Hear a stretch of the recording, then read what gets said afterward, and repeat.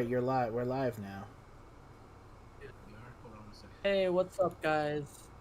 Well, I will be on the chat communication purposes. everybody's here. Sir. All right, cool. All right, Oh, cool. I see Clay. Yeah, I told you I had to do it like Clay, I see. I had to do it. I had to do it super ghetto today. So Okay, that's fine. We see you, or I see you on the actual channel, so we're good. yeah, I had to do it on here. All right. All right. You want to start us off? Sure.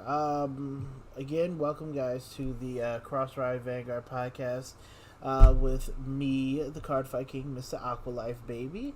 We also have with us Black Steve, the infamous Black Steve, and David from Iamvanguard. I'm gonna stop saying from Iamvanguard because you are Iamvanguard. I am Vanguard. I am the Vanguard. You are the Vanguard. All right. So I'm just pulling up some stuff. And while he's getting ready, No graphics, but we had to switch up the schedule this week because kind of my fault actually. We started locals again in Virginia, so shout outs to Curios Cavern. We are hosting tournaments. I actually run most of the tournaments. You guys are welcome to stop by and hang out with us. Like they don't have promo packs yet, but they did stock up Vanguard products finally. So yeah, so stop by. But yeah, that was the reason why I couldn't participate yesterday. It's gonna be the same for next week though, because I think we're gonna do this every week, and I have to be there because I'm the main host. So make sure I'll make sure you guys are following channel still, since he will still do the podcast regardless if me or Domino Paris is here. yeah. Well, I'm definitely waiting for Gabe to get back into the Vanguardness. Can't wait. He has a few stuff going on, is what he told me. So I know. that was we were talking today as well.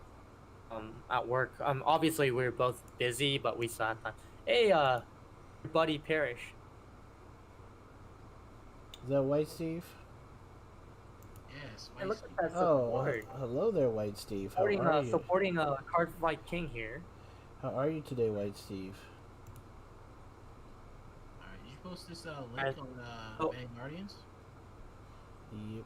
Well, no, not me. Alright, so are we ready for announcements, or are we still waiting? No, we are ready for announcements. I'm just pulling them up as we speak. Alright, so today any DI cards, we're gonna have Steve talk about it because he's probably more passionate about it. Oh, most certainly. If you like, I can talk about Pale Moons because I actually know Pale Moons a little bit because I played it. But we'll kind of just read out for now. Yeah, I mean, Do you want to start us off? Yeah, sure.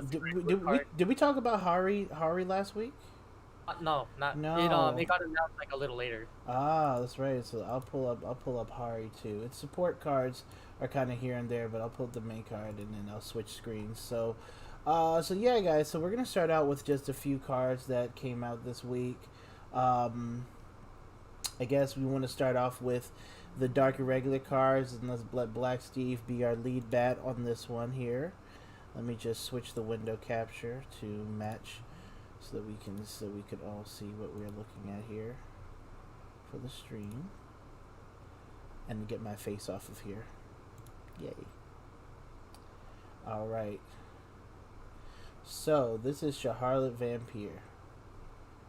Want me to take it from here? Go ahead. Yeah. This is all you, Black Steve. It's Alright, all you. so, well, we starting off with our VR for the set. Shahar Vampire. Ability is at the beginning of your battle phase.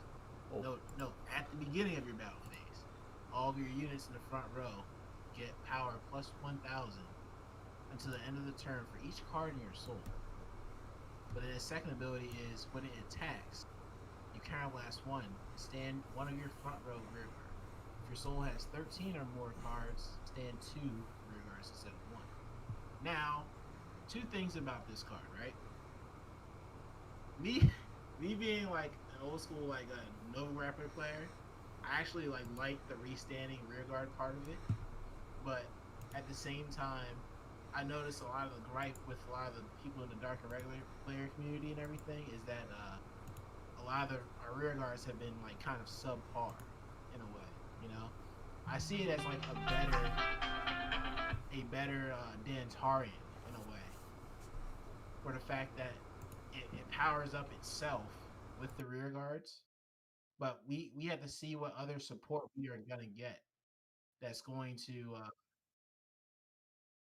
that's gonna make this deck like work through it. You know, like I I see a lot of potential with the deck, to be honest with you, because for one, and also a quick another note I forgot to say is that that ability, that the fact that it only works at the beginning of your battle phase, they purposely did this just so they can like edge you away from No Life King. Now, granted, you might still see No Life King in the deck, in certain people's decks, because and honestly, I still think No Life King's a great card. So Yeah, No Life is still played in premium and standard, right? So I right, think that already proves with all the sets coming by. Like I definitely think that's a good proof that it is still a really powerful card to play. exactly, and it's like I am not a premium player by any chance. I fell off of premium, but I can only imagine how this is gonna combo out with the steel. Like, it's just crazy. Definitely, yeah, definitely. And then its other support cards that were ran was one was Abominable One, Gilda Rays.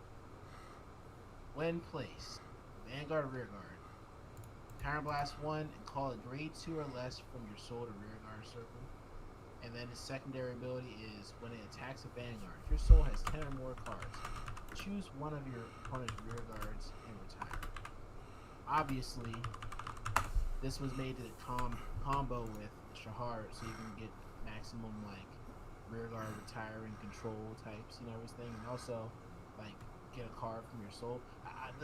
To be honest with you, the Pale Moon element of it like really kind of like threw me off guard, because when they first announced that Gilda Rays was going to be in this set, like I got super happy, because that was the first boss unit for Dark and Regulars back in G, and that was a very powerful card. Like, it was a very underrated card, but it was like slept on. But that was a card where like you could just end games, but now you see it as more of like a utility type. I would have to see testing first, because it does set up for Shahar, but it mostly combos with the other card that was revealed, Edge in the Darkness. I'm about to pull that. I'll pull that up here. Okay. All right, here we go. Edge in the Darkness is Vanguard Circle. When placed, draw a card and put a card from your hand and soul. Usually, you're just gonna like set up some like plays possibly with it. And then like Rearguard Circle ability is when placed, soul charge 1. If it was placed by your card ability, counter charge 1. Obviously, it's been made for Gilda Rays, and it refuels the cost of countercharging, of the counterblast, and like the soul, putting the card back in the soul so you can have your numbers. So I see this as a good card. And like with all these 3 cards for Dark and Regulars, I know people are there's some people who love it like me. I love it. Other people are like kind of like they want to see more. They didn't like the restrictions they give them to Dark and Regulars, based off of why they preemptively like banned hard leg. Which, seeing the support now, I see why they banned hard leg. You're not going to be able to survive a turn guarding all these cards. But this also opens up like older support, because there's a card for Dark and Regulars called Number of Terror. Oh yeah, that card's good. Yeah, it had an ability where when placed, if you had 10 or more cards, it gets 10k. But when it had an ability on the Rearguard Circle, when it attacks a Vanguard, your soul has 10 or more cards. You can like put a Rearguard into your soul to draw 2 cards, and it's not once per turn. So it's an ability where you can like maximize the draw potential of the deck. So it's just options you can play, and there's also this also opens up the room for older support like Doreen the Thruster. Can you imagine like having two Doreens in the front row with with your Oh heart my god, period? That would be just crazy. so disgusting. Doreen will be like super buffed. I'm pretty sure Gabe is super excited because he really loves playing Doreen the Duster. So Right, like with a deck like the previous Dark Irregular deck, you didn't really even have room to really play Doreen the Thruster because you wanted to set up a hard leg. Now that this is like the now you have now you have so many openings with all these cards. Like, you can play like old school. It's kind of like an old school type of play with new elements thrown in. So I like the potential, and I'm happy to see I'm happy to see more support come out because let's face it, people people want to see Dark Irregulars like be on top. I do too, but let's be honest. The cards that are gonna come out are probably gonna be like rares and commons. Like any of those types of cards are gonna help the deck. I'm rambling right now, but like the hard. Let's face it, hard leg was a common, and it was like the main finisher of the deck. It set up the deck to be like the card got banned, basically. Like just wait till all the support is out and it's tested, and we'll see how it does overseas, and then we'll go from there. But that's it for me. okay. I guess I can start off with some Harry support if you guys like. All right, I'll pull up Harry since he's kind of just like the main thing that we main thing. All right, so for those of you guys that are listening, I'll read through the effects. When placed, choose one of or additional rearguard. So, Excel. It becomes a stage until end of that fight. During this fight, I don't know who did the translation. It's so weird. Only your additional rearguards become a stage. I guess that is their special effect. Move all of the Excel markers on the stage. So that's kind of weird. Counterblast, actability, Counterblast 1, discard a card from your hand. Call up to 2 cards with Magia dolls in different card names into your soul, from your soul to the rear guard. They get plus 5k until end of turn. If your opponent's Vanguard is grade 3 or greater, you may call up to 4 instead, or 4 instead of 2. So, like Steve was saying, you know how they banned the DI card, right? Hard leg. Hard leg. So same thing with Pale Moons is they banned Dorian for this reason. So my logic why I think Dorian would have been really great with this card is, as you know, Dorian, like you can put all the cards back in the deck and just draw per 2 cards, right? That enough already says why Dorian was banned, because I can definitely see a lot of combos going on with Dorian and Harry. Harry will call out cards for Counterblast and discard 1, right? The full board, the board will be flooded with rear guards. They will attack, call Dorian out, and Dorian's effect put everything back into Soul, and draw extra cards like for free. So I can see why they put it to 1. So let's see, and I'm gonna talk about some Magiel dolls and some other cards that came out. Lore Pigeon Pop. When placed, put up to one card with Magia doll in its card name from your drop zone into a soul. So that's actually pretty good. At the end of the battle, it attack. If this unit is on stage, Counterblast 1, return this card to hand, search deck or drop zone for 1 star pop dragon. I'll call it to the stage, and if searched your deck, shuffle your deck. Then speaking of starry pop dragon, continuous rearguard effect, it gets plus 5 for each of your rearguards with Magia doll in your card name. So obviously this deck is gonna run a whole bunch of Magia dolls, so you can imagine the power. When placed on stage, get an extra XL marker. So that's actually pretty nice. This card is pretty busted. when it attacks, if your unit's power is 40k or greater until end of that battle, this unit gets extra crit, and your opponent cannot guard with sentinels in their hand at the end of the battle. Retire this unit. Holy mackerel! That's a busted card. Is that like a triple rare? Oh yeah, that's a VR, right? No, Or the Starry Pop Dragon. No, that is a rare. Wow.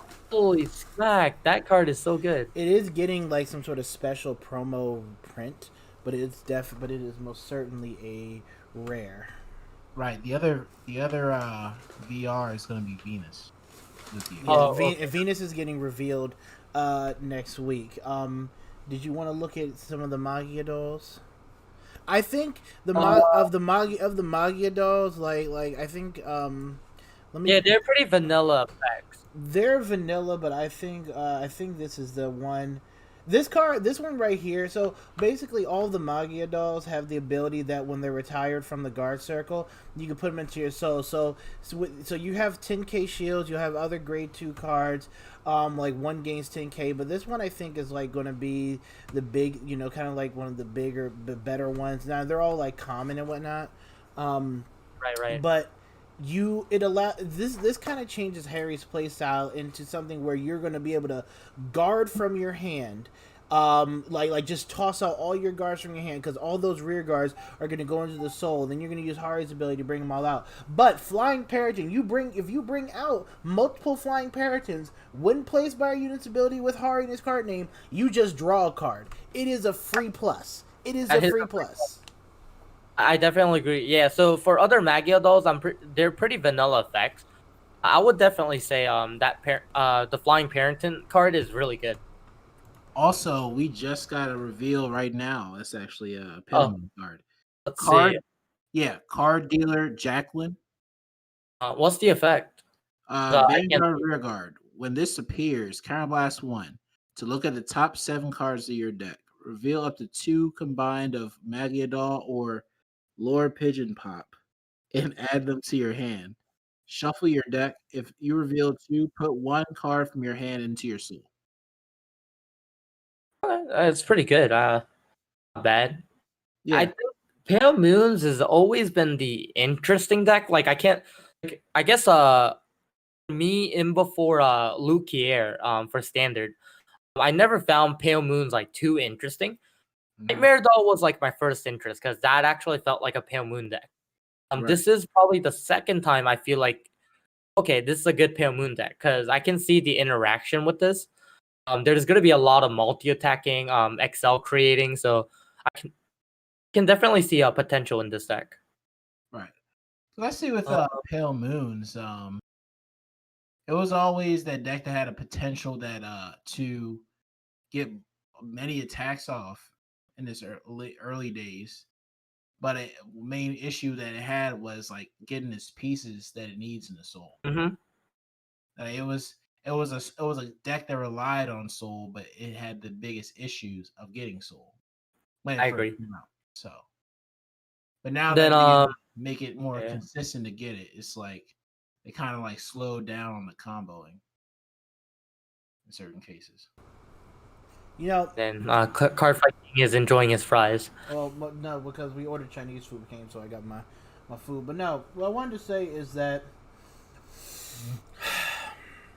I want to like Pale Moon. I love clowns. I like the circus. I like all of that. Pale Moon has never really had anything that never really enticed me to go in and invest heavy into the clan. Even with when Lukier came out in standard, like she was not that good when she came out originally. I played Pale Moon during the Lukier reverse era, and that was fun. Lukier reverse was absolutely amazing. But then As well. the deck, fell off, and I didn't get a chance to play with Venus because I went Venus away was to really college. good. Yeah, Venus was really good. I didn't get a chance to play with her because I was away at college, so I didn't get to play. But in standard, I don't like the Golden Beast Tamer deck. It seemed like it was just you had too many things to do that amounted to nothing, and then you have Luquier, which was good, but then they got Dorian hit. That hit a lot of what provides them defense and the ability to allow Luquier to have her burst, because now they can't put stuff into the soul, so they can get field controlled easy and damage denied and all this other good stuff. Now with the Magia dolls, I really think that I may end up picking this up, because I feel like because Hari, and this is for anyone who plays Pale Moon, Hari is going to have his own subset of support within this thing. You probably don't need any other Pale Moon support other than maybe picking up a reprinted Perfect Guard from the reprint set, but you can literally just pick up this set and build Pale Moon straight from this set, build the Hari version, because I think it's going to be better than Silverthorns, but that's just me. Just pick up the Hari stuff, and you're gonna have yourself a more or less a competitive Pale Moon deck. Now we have to see how it stacks up to MLB, which comes out the same day, the Cross and Messiahs. But I like what I see from here, and it looks interesting to play. But I'm maining Night Rose from the set, so. Okay. And speaking of Night Rose, I don't know if you want to go ahead and talk about Tommy the Ghosty Brothers. Oh, Tommy the Ghosty Brothers. Tommy the Ghosty Brothers is the freest. We don't even need to pull up a graphic for him. We can just talk right here face to face, you and me. Tommy the Ghosty Brothers is literally the freest card. If you breathe in Grand Blue, you will have his +5. His +5 ability just says, if you have 5 cards in your drop zone, this card is a 13k booster and or attacker. That is it. It's busted. That is it. And he searches the top 5 for a Grade 3 in Grand Blue. And you know what the most busted part about this card is that the keyword is they discard to the drop zone. And you know what Grand Blue uses is the drop zone. Yeah, he's with what? I'm just saying Grand Blue really No, my mic setting cut out for a sec. What happened? I said Grand Blues really uses the drop zone, but the key word is that after searching a Grade 3, they discard a card. So anything that they use in the drop zone, they can just discard. I can definitely see a very high potential in. That's Mother, everybody. Hi. Yeah, I can definitely see huge potential in Grand Blues just because of Tommy the Ghosty Brothers. Like that changes a lot of things as well. And they got that ship that it was a Grade 2 ship where it's like you can call it from the drop zone or something like that, and you get 10k. No, it's a Grade 3. Oh, it's a Grade 3. Okay, it's probably going to be a tech card that's going to be tossed in the deck, but I'm looking forward to it. I'll be honest though, like my perspective, this is someone that has been playing Vanguard in many different forms. I think what I see is Moby Dick and the Skull Dragon is what I would personally still play, regardless of how good. Wait, really? Okay. What do you call Moby Dick? Still hits for. Sorry, scare Dick. Yeah. But it hits for crits and extra power, so I can definitely see the abusiveness of that card, and then also the Skull Dragon still hits for a crazy amount of numbers. So I feel like that I'll play Skull Dragon over any other card because that card is super busted.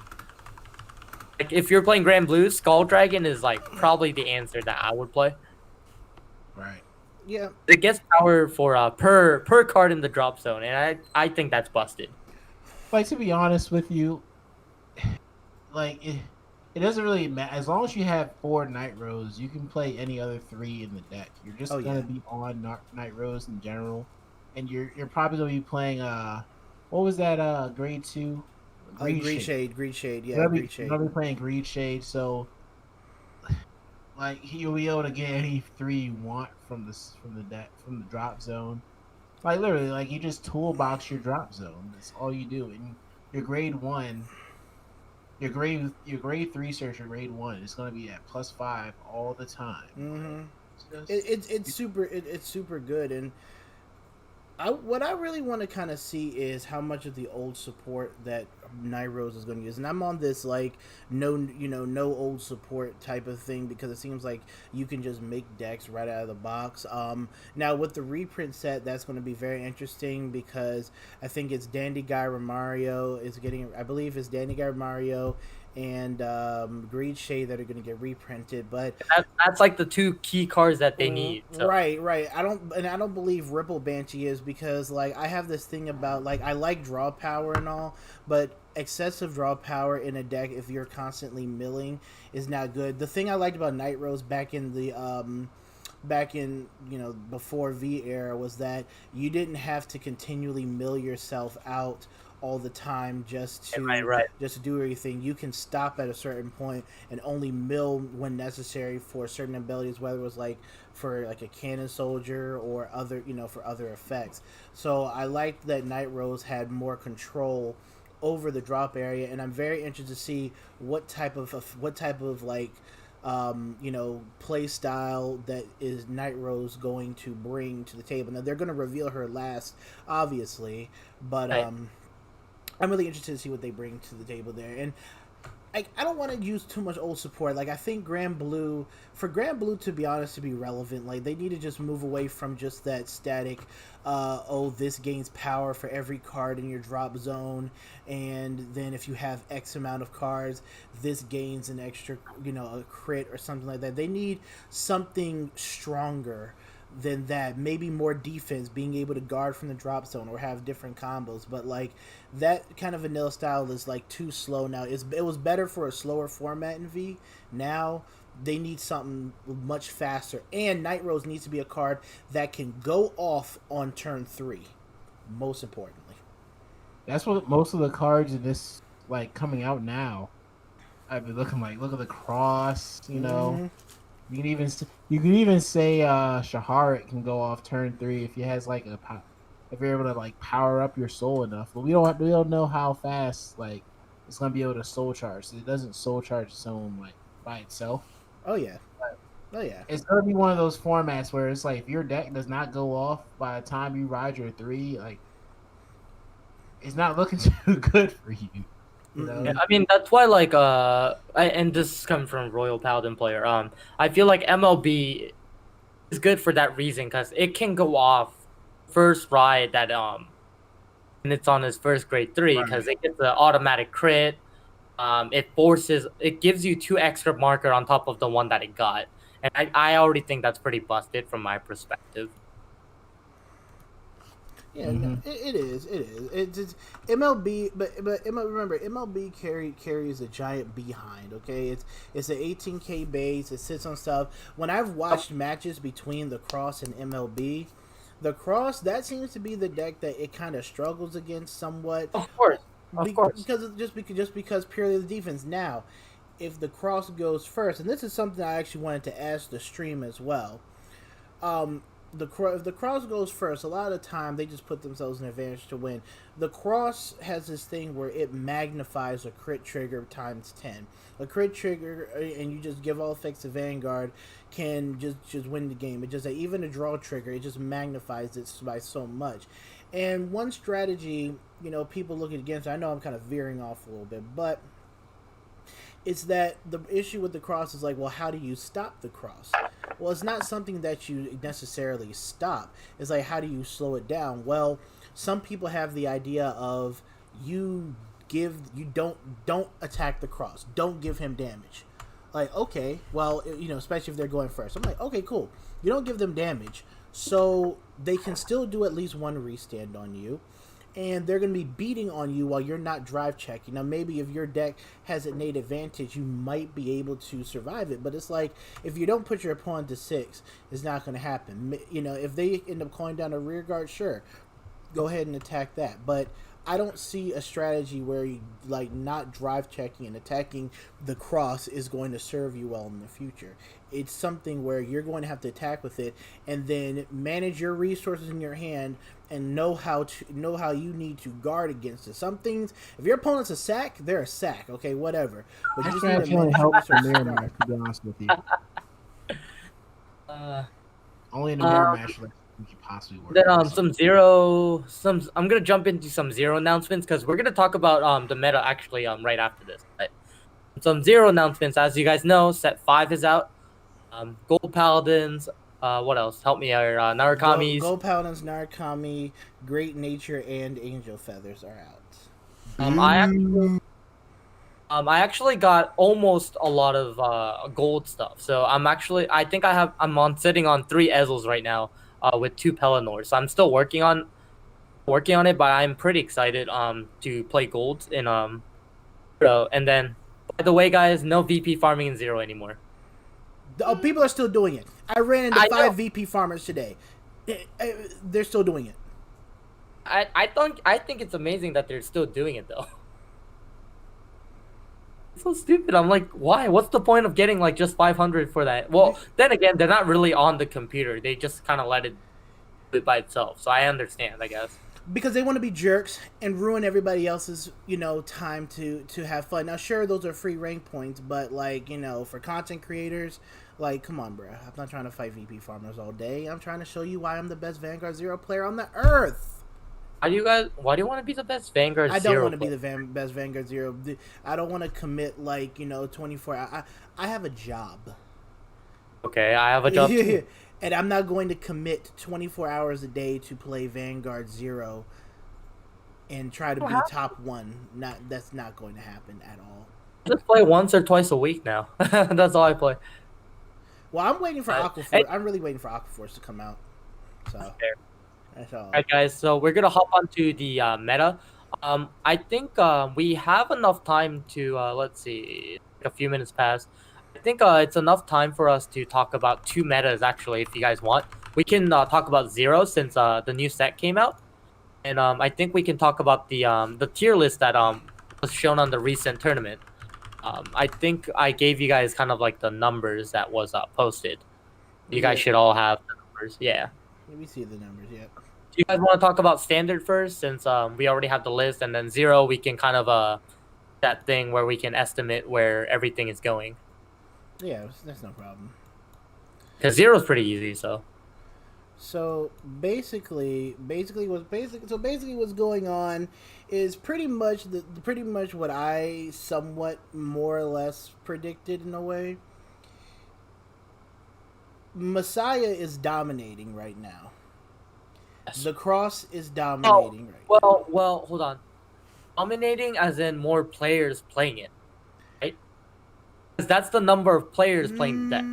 I mean, yeah, but I feel like Messiah is on pretty much the same power length as the Cross. It is, but I'm just mentioning so you are aware. That's just a number, not like an actual top list. Oh, it's not an actual top. Well, I know that's not an actual top list, but when I saw, like, I remember I was watching on G Station, he had like a pie chart. That's a pie chart. Yeah, it was a pie chart of what decks have been topping as throughout the last few weeks that the set's been out. Messiah has been actually taking. No, I mean now this is regardless of player attention. Messiah has been taking more tops than the Cross in MLB, probably because I'm not sure why, but Messiah has been taking more tops than them. The Cross has been next, and then MLB. I can definitely see that though. Interesting enough though, as much as what you say on your results, it's funny because there's more OTT players than MLB or other decks. There has to be. There has to be. Are you kidding me? There has to be. I feel like that. I don't know how good OTT is, but I definitely know the drive check. I know it matters because of their drive checks and whatever they can do, and skill goes off. That's all I remember from OTTs, to be honest. OTT is like super cheese. Like, this is probably the first set. It's like Deep Police, waifu Deep Police maybe, but it draws a lot over where Deep Police just sacks. So. This sacks too, though. Yeah. It draws a lot. I mean, then again, yeah. What I wanna focus here though, is that regardless of all these new decks coming out, right? MLB, because I'm gonna say MLB is a deck that came out later, even though for us it's gonna be the same time. MLB Next Stage and Revon is still being played, regardless of how many other decks are topping. I kind of find that a little bit surprising. MLB, I think it's more of the cheap factor because MLB deck is actually cheap if you think about it. You need to pick up one one alt mile trial deck for the lever odds, one MLB trial decks for the MLB, and then you just need to pick up 4 of the grade 3 searcher. But I'll be honest, you don't even need to run grade 3 searchers is what I see. So considering, I think I feel like that more people are still playing MLB because it's cheaper than picking up the Cross or Messiahs. Well, it's much cheaper. I mean, Messiahs and the Cross, you're looking at about $500 decks. And they're very expensive choices, and then unreal. I can definitely see why. Yeah. And then, and interesting enough, Next Stage is actually still being played, regardless of how the meta is changed. I mean, it's still gonna be a popular deck. Like, it has a really good late game, mid to late. It's pretty good. But I was actually surprised not to see any everybody's abandoning my boy Chronofang. Like, I thought you'd see more Fang in the list, but I think it's probably consistency, maybe. I got smacked by Chronofang yesterday though, so I mean that deck is good. I think Chronofang is a really good deck, but that deck has the propensity to be a little bit inconsistent, even with more of the support. And you can say the same about Chronojet too, but like Chronofang, the problem I see with Chronofang is that it runs out of gas. Yeah. Like if you see your next stages in hand with Chronojet, you can ride next stage, still de-stride and get your skill off. You can't ride Rebellion and then de-stride. Like if you see your Rebellions cannot be out of the deck. That's the problem with next stage. If you see your Rebellions, you got to get them back into the deck as fast as possible, or else you're gonna be behind. Then another interesting I see is people are playing Revons now. Well, this is the Aqua Life, baby. You already know how that is, son. I mean, I understand Aqua Life, all that good junk, but my interesting fact is that in this meta where you see only Force and Protect, there is the few Excel decks that are people are trying to play, which I find really interesting. Is I guess their strategy will be I'm gonna go first and try to knock their boots out. Like, I feel like that's the main strategy there. Is they're trying to high roll and try to win. You need speed. Ravon has an extremely powerful turn 3 play to this day. And we have Mirage units. We have Coral Assault and Narissa, who a 24k attacker and an 18k attacker who use Ravon's skill on to subtract their Vanguard by 5k. You need speed, and what Ravon provides is first turn speed. Now, if Ravon wins the dice roll, then that means that we're going to be going first in game 1. We can drop game 2.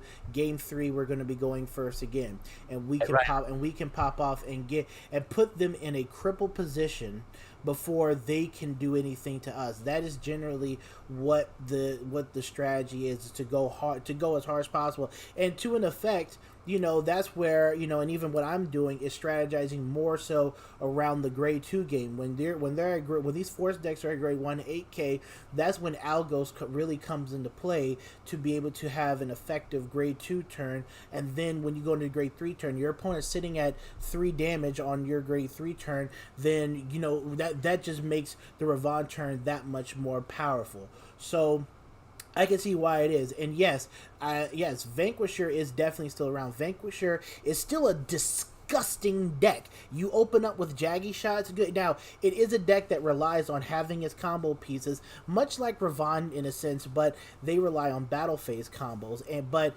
Vanquisher is still just a very disgusting deck. That doesn't require you to ride another 3 because you have a 3 that goes into Soul to activate its full abilities. So you can see why these cards are being played. Now Susano being played, I wanted to touch on that because you need to have that Protect deck. That Protect deck is very sacky. It sets up its sack. If you reveal Amaterasu or Ikishima, whatever his name is, your Vanguard can gain extra power and crits. The deck can draw a ton of cards, and that's what you're going to need Messiah has the Genesis Machine Deity grade 4 card. 30k turns into 40k on a Force 2 marker. You have the Cross doing what it does. That deck is the perfect deck as far as protection to counteract it and then take advantage of their not so big hand advantage and hit them with crits and other combos which you can set up by continuously manipulating the top of your deck. They needed people to play Susano to try and slow down like these Force decks that pop off. And I will say this about Vanquisher is that going forward, they have to open up really well. They cannot beforehand when it first came out, it didn't really matter if you didn't see like your combo pieces all that much. You could still cheese games. You have to see Chitora, Jaggy Shot, and the grade 1 to combo out. You have to see them now going forward. That's the only way that it's going to be able to keep up. And for me, actually, I'm actually considering to on Gauntlet Busters again when Force meta comes in. I absolutely just want to Gauntlet Buster them first ride. If I do go first, and try to just crit them in the face, and I'm actually running more of the grade 2 that combos with Gauntlet Buster for more cards in hand. But I feel like that against 4s, I will not be able to play Excel 2 as much. I need more cards that would actually draw. Is how I feel like. Because Excel 2 is not really going to do anything against all these Force metas coming out, so. Definitely think Gauntlet Buster might be an interesting choice for my case, just because it does push with crits. It has enough power to hit magic numbers, and then if you use Force 1, that'll be enough to hit magic numbers. Hopefully with the rear guard. So that will be my opinion on Narukami so far. Yeah, and I mean, Narukami is a deck that's going to last for quite a while in the game, I feel. Same with Ravon. I think those decks are really good until we get more things that are going to kind of sort of creep them out of the game. But what I feel we're going to get an improvement to Vanquisher. Either we're going to get an improvement to Vanquisher with like I forget the other form of Vanquisher came out. I don't think we're definitely not seeing any more of Ravon, thank God. But yeah, I think those cards are definitely going to stick around in the game for a while. Let's see. There's that thing here. Right, and then you guys have anything else for the Force meta going on in Japan at the moment? That's going to be our future as well, technically. No, our future is slightly different. Here's why. We're getting next stage now. Our next stage stuff was pushed back a month, right? That's fair. So they've been existing in it. They've figured out everything, blah, blah, blah. We're going to be getting Silver Dust Blaze. We're going to be getting the Cross and the Messiah. What are we missing? We are missing MLB. We're not getting MLB until Moonlit Dragonfang drops. It all comes out on October 2nd. So we're going to be missing MLB for the majority of where it was a triangle format in Japan with the Cross, Messiah, and MLB. Oh yeah, now it's going to be kind of like a 2-deck format. Exactly. It's going to essentially be a 2-deck format. Not saying that you can't play other decks, everybody. I understand. I'm not saying you can't play other decks, but you recognize the strongest decks in the format is going to be Messiah and the Cross. But when Moonlit Dragonfang drops and we do get MLB, everyone's going to pick that up. I think the meta is going to be a lot more open. Again, we need to see what Night Rose's mechanic does, and then we can kind of take a picture of that. I think Hari is going to be a very, very interesting deck with this new gimmick, and I will pick that deck up. Yes, after I play Night Rose, I'll pick up Hari. And I think Dark Regulars can make some noise too. Maybe, possibly. My input is depending what Night Rose do, that can change the meta again. So we can definitely see. I'm not saying we're going to see a Protect meta. No. I can definitely think we can see some Excel decks coming back if Night Rose is really good, because that means it can shut off a lot of Force decks. That means that there will be Excel decks to counter Night Rose. Then obviously I think we can see more variety in the meta instead of having a 2-deck format. Oh, there's going to be a lot. There's going to be a lot. There is going to be a lot more variety made. Like Moonlit Dragon Fang is going to be a very, very solid set. Like I said, I have full confidence that someone who's dedicated to Dark Irregular, such as Black Steve, is going to figure out a way to make sure Harley gets, when we get more of his support. Like he still has his grade 1 triple rare, grade 2 triple rare, some other commons and rares to be revealed for it. I'm not too high on it right now just because it feels like a second coming of Lambros in a way, and he doesn't soul charge himself. But someone who's dedicated to the clan is probably going to figure it out and is going to catch you sleeping in the tournament. I think Night Rose is going to be I believe Night Rose is going to be a very strong protect deck. I think Hari is going to be now. What they did with Hari is, if you notice, Hari doesn't exactly get. Will build a lot of Excel markers and throw 7 attacks at you or anything like that. You're going to have Vanguard, both rearguard columns, and then probably the pigeon into the dragon. So that's about 5 attacks, and that's really about maybe 5 attacks max in a turn. But with this new card dealer Jacqueline, just throwing consistency, just shooting it up the roof. And other things, I think is going to be a very solid Excel deck that can move fairly quickly as well.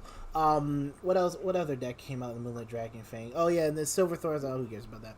But I think, and then you have MLB that's going to drop on the side of that.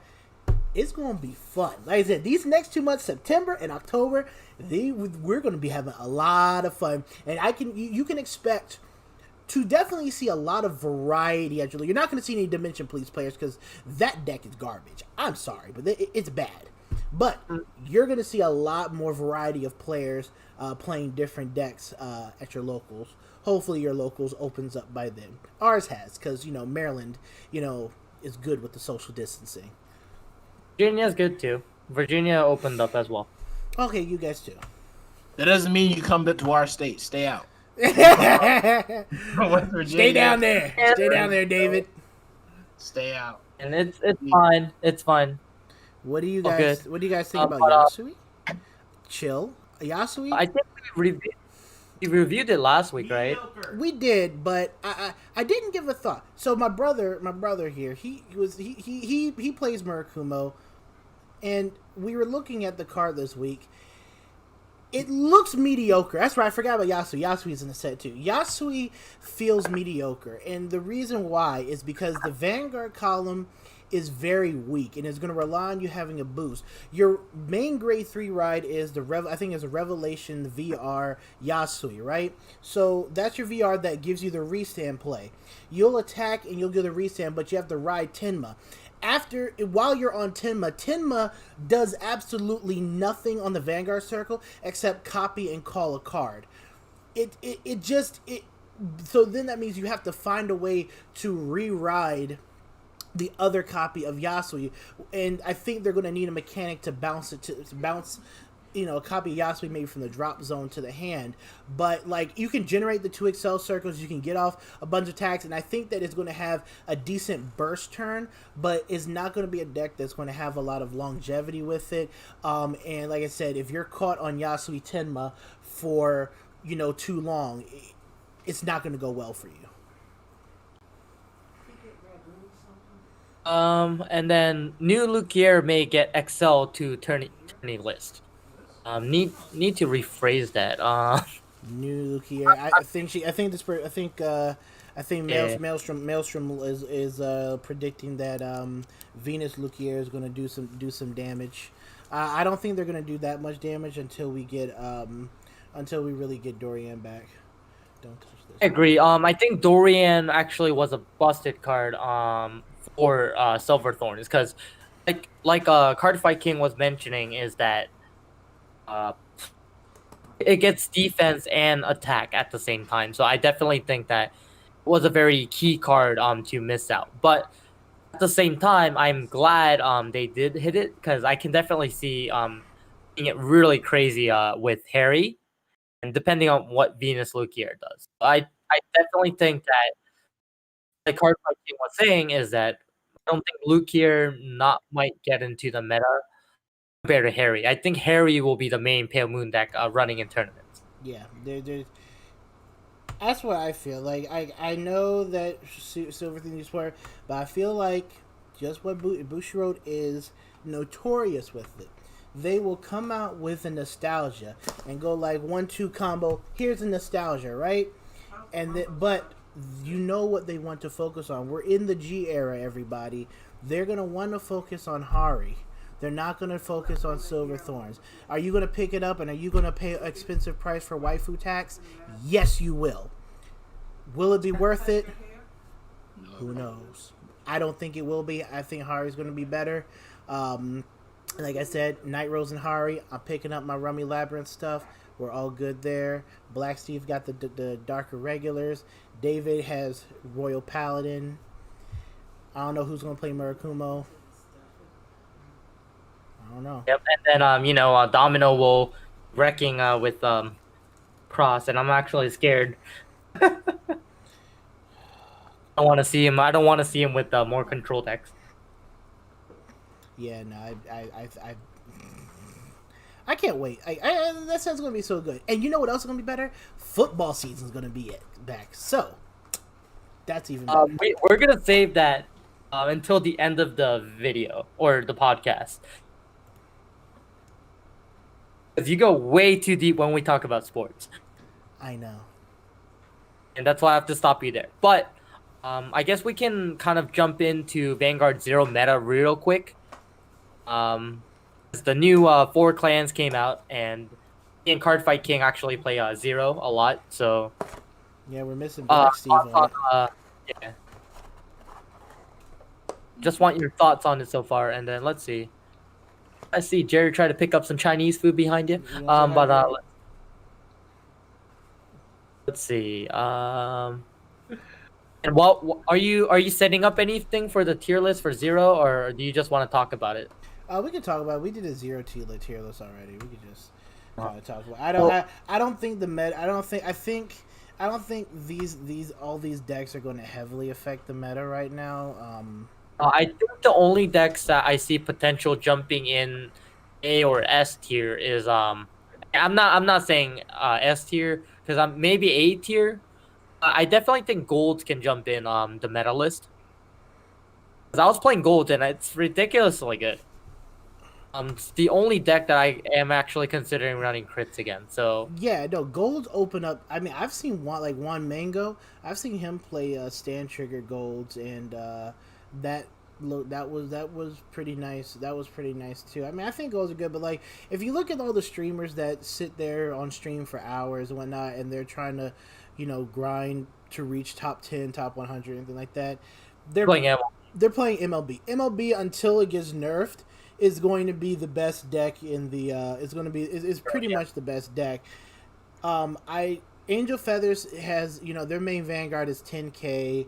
But they have a decent gimmick, but it's I feel like their gimmick is more effective in real life Vanguard than in Zero. Right. Great Nature is fun.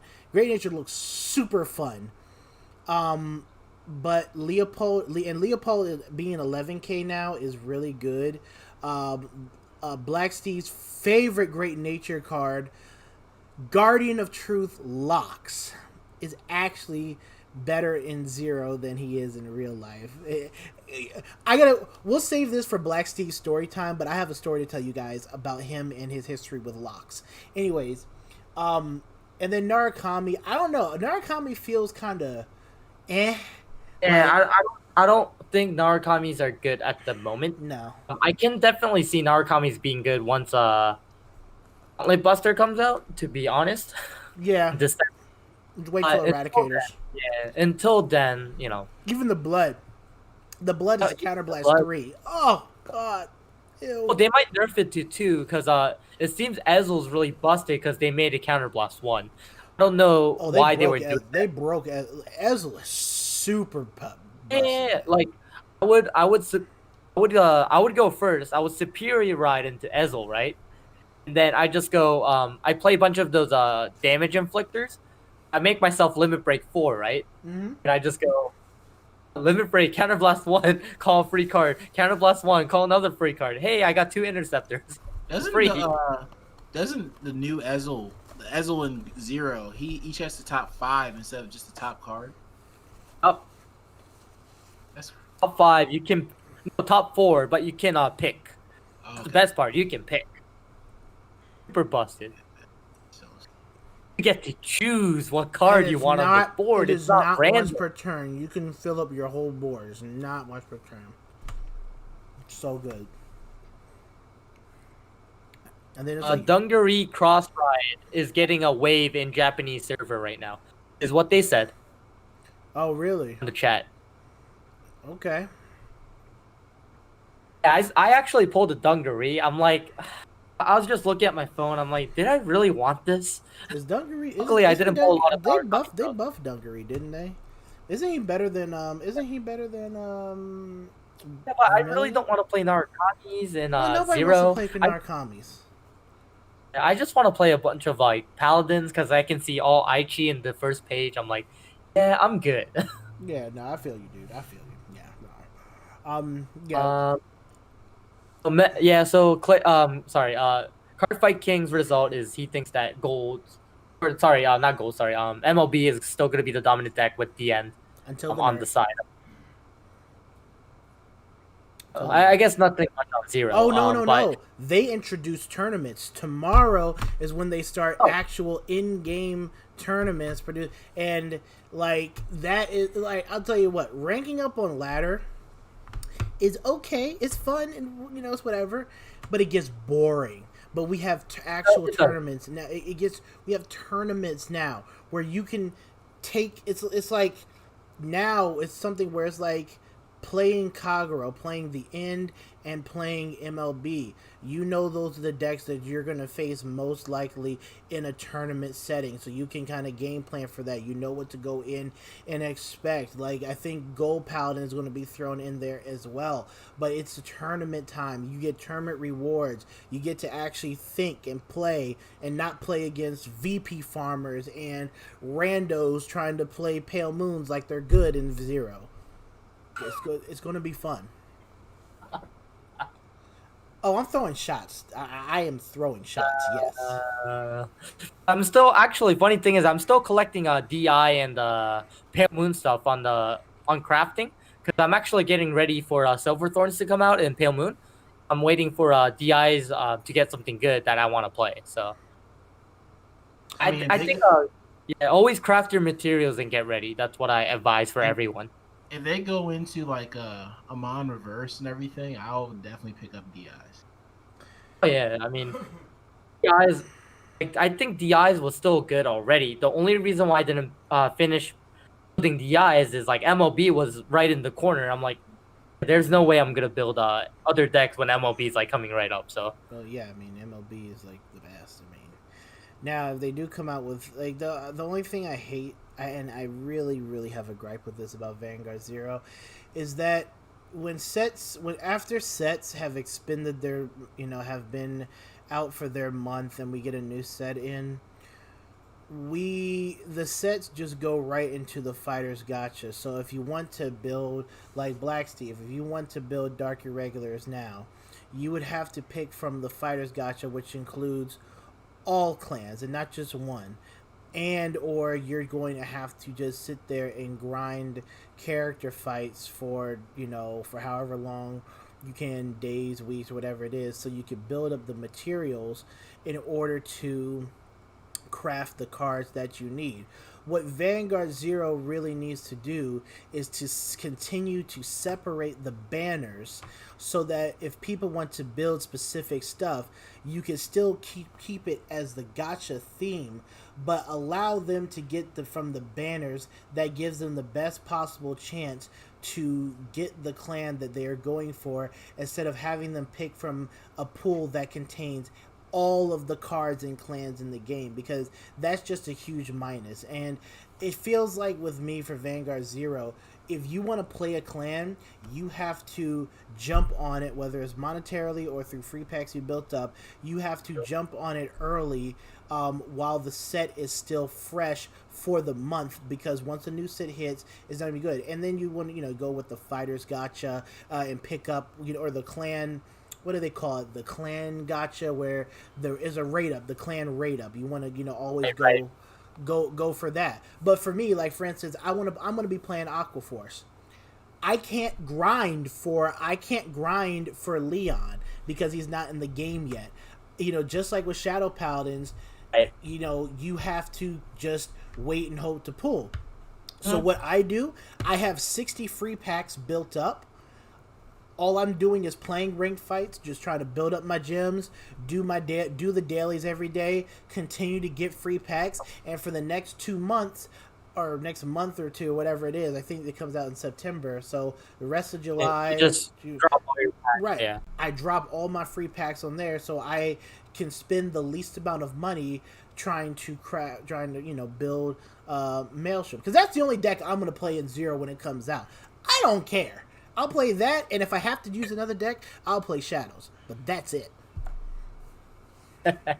One other opinion I have is Zero grinding. I would say like for me, I already knew MLB was coming out, and as soon as I saw Royals, I instantly start grinding for Royals. And I would say for people like Steve that is waiting for other units to come out, like for example, like Amon Reverse, right?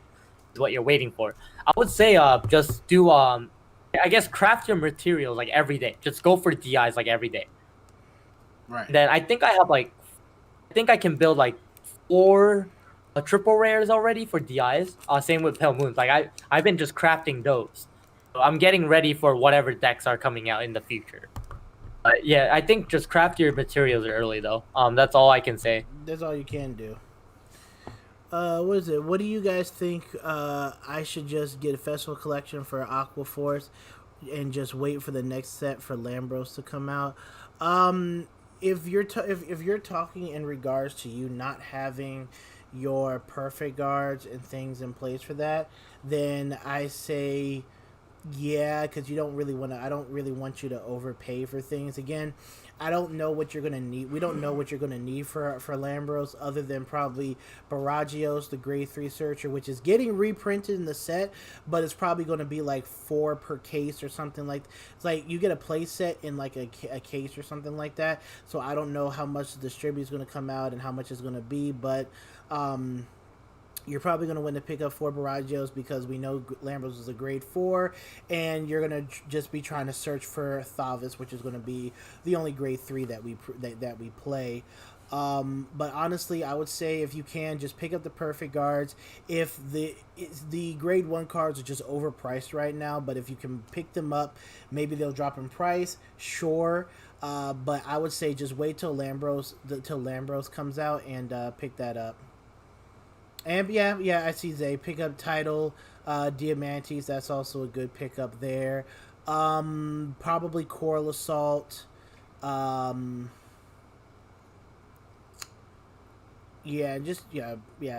much those 3 as far as the high rarity cards go. Wheel Assault, Wheel Assault. Though I was gonna say they're very expensive cards. Like just my opinion was like I really think that. Aquaforce in general became really expensive because it was in a really good set. Yeah, of course, the support was busted too, but like it was in a really good set, and they just made Aquaforce like non pick up for new players. Money. It is, and whoever got like cases of that set, they probably profited for the first time in their life. Oh, yeah. Just saying. Oh yeah, I mean that set was nothing but profit. And I don't even think they print that set. They had like 1 or 2 waves of that set, and then like Black Steve knows, like when we're at the card shop, like okay, the set comes out, people are buying up people get the box and stuff, and then I guess it was right before COVID hit, but then like nobody had the set anymore, and like the set like just ghosted. So. I mean, I'm actually interested in picking up Aquaforce stuff in the Fighters collection as well, because it has stuff I exactly need. as Wheel Salt, Perfect Guard, and Coral Salt, and those are the cards I'm actually looking for. Oh yeah, I forgot they're being reprinted in the set, dude, chill. Just wait till the reprint set, dude. Pick up Tidal Assault, pick up Diamantes.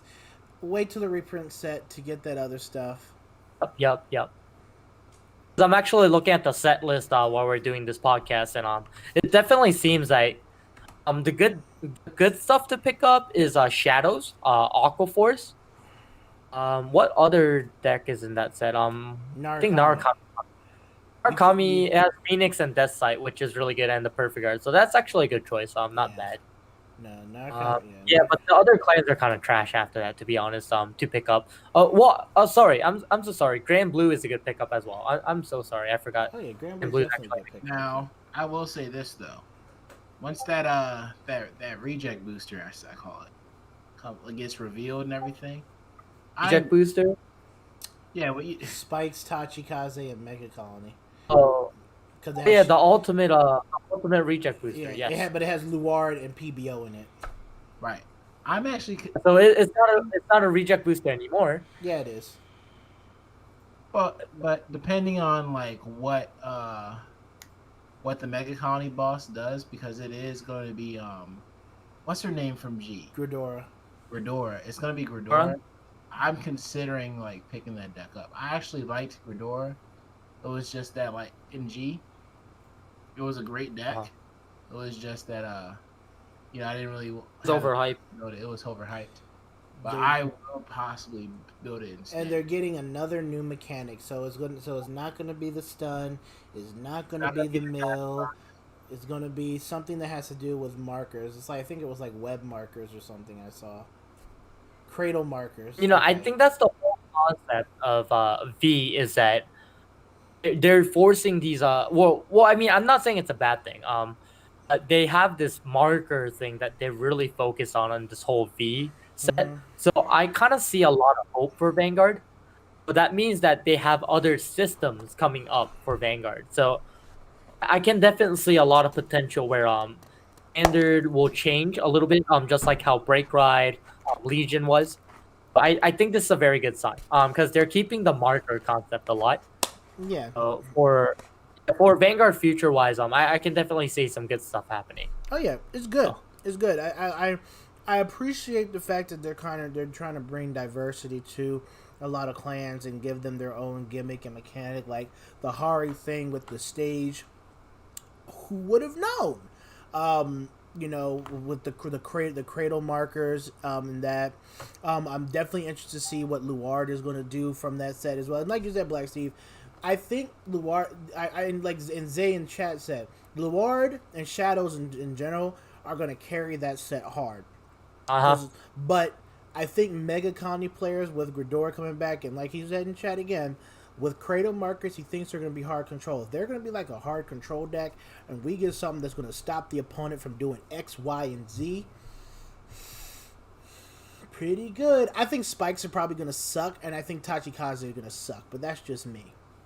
Oh, okay. So, did they announce any type of unit for Spikes? Was it wasn't done. It's Rising Nova. Rising Nova and what was it? Gaia. Right? I still see hope though. To be honest, with Spikes are always that one deck that goes like all the way balls, or they're just a horrible deck. But every time I've seen Spikes go all the way balls, I'm actually scared of that deck. Just because you have an issue with the grade 3 being really slow, which it is slow, doesn't mean that like it can have like a very strong turn 3. I mean, like, think about it, right? Remember the past Tashi support, how busted that was turn 3? Mm-hmm. We're gonna do the same for Spikes, and it's just like, oh my god, you know what I'm saying? Like, or even like possibly if they give like Spikes some type of like support, like how Genesis have, where they make like markers out of nowhere for like right. Busting off of it, but like minusing yourself to get like bigger markers just so you get like a big playoff. You know? Yeah. Something like that. If they had the ability to generate markers like Genesis did, that would have been a better deck. It's just that it's just way too slow. You have to wait till your turn 4 for it to really do something. Well, like I said, we don't know yet. So like, let's actually see how the effect is, because like I said, is picks that Very one correct. deck goes all the way balls. Like actually, I'm about to play something like that.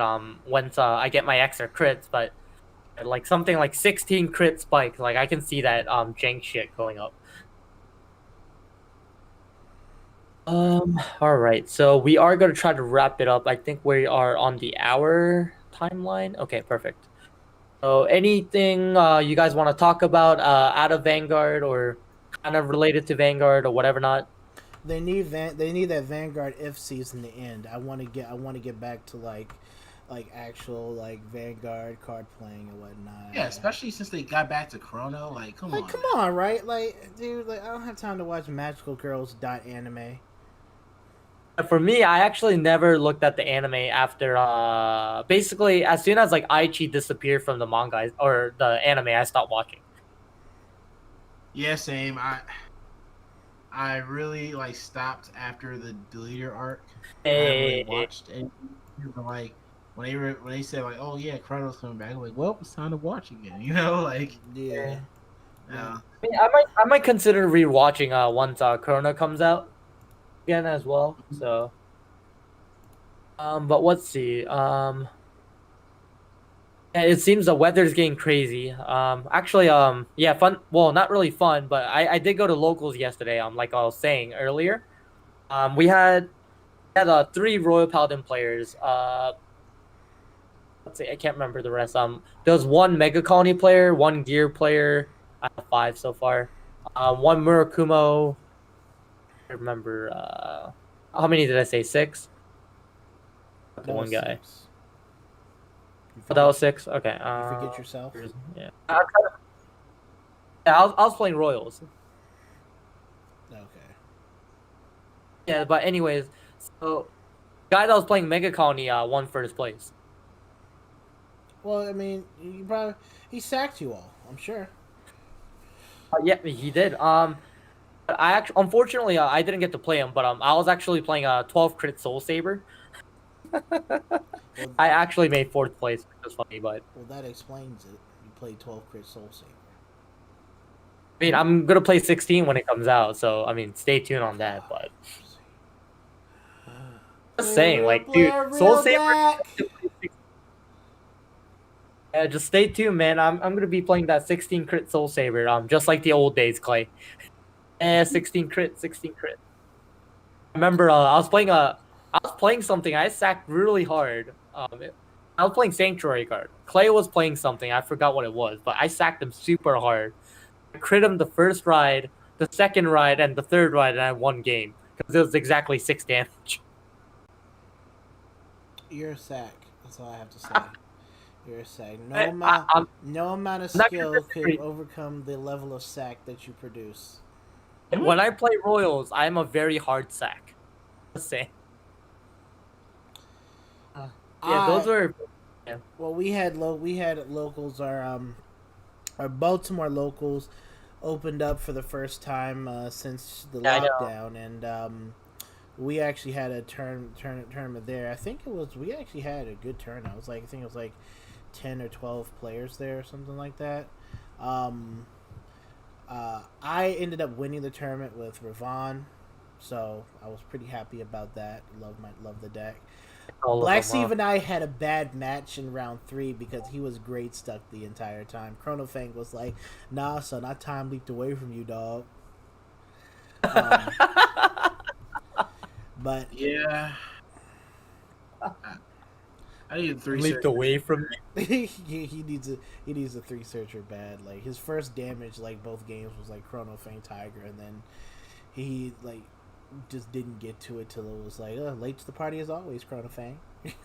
I had so much filtering and I still didn't see like Chronofang Tiger. What the hell is this?